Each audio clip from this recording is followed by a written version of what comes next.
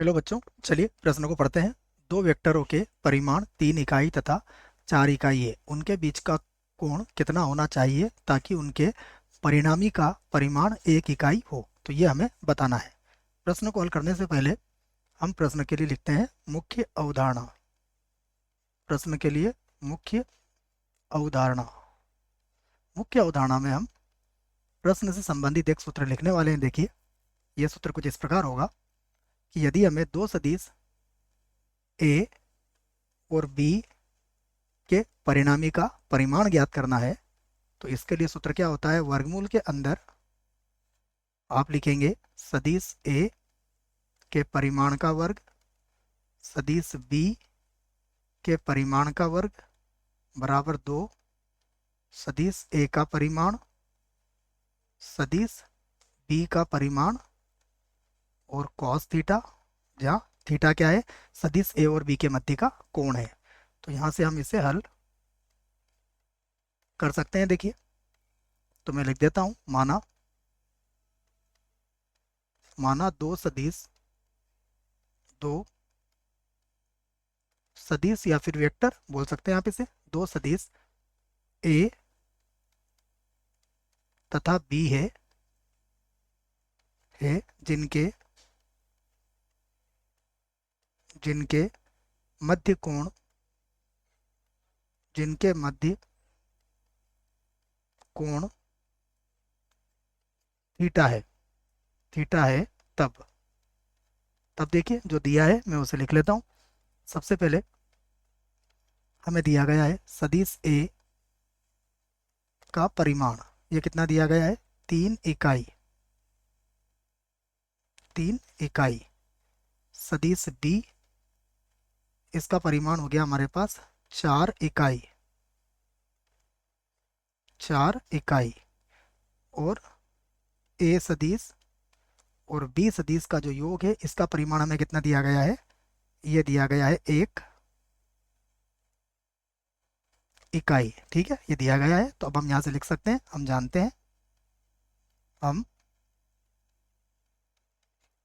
हैं।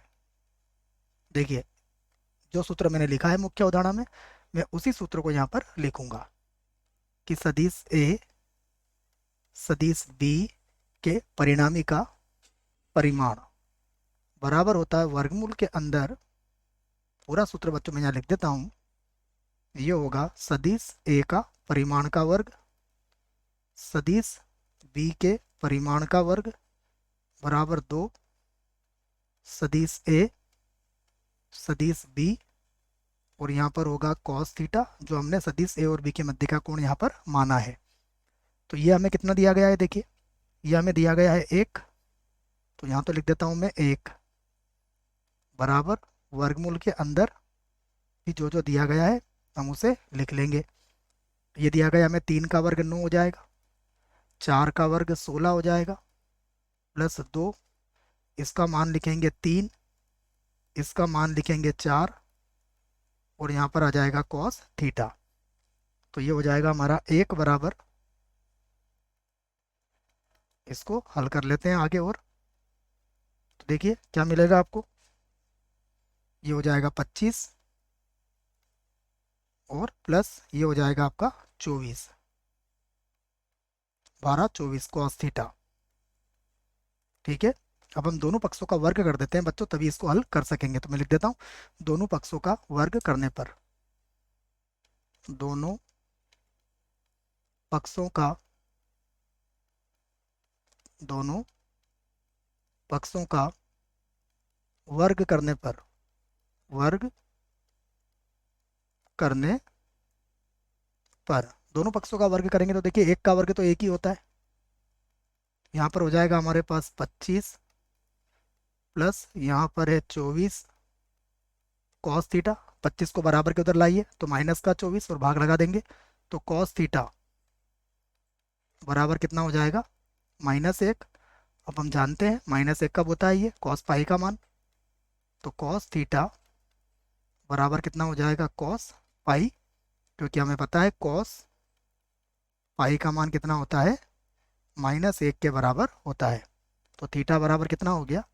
थीटा बराबर बराबर हो गया पाई, या फिर आप लिख सकते हो 180 डिग्री ना, पाई रेडियन में होगा बच्चों, और ये 180 डिग्री है।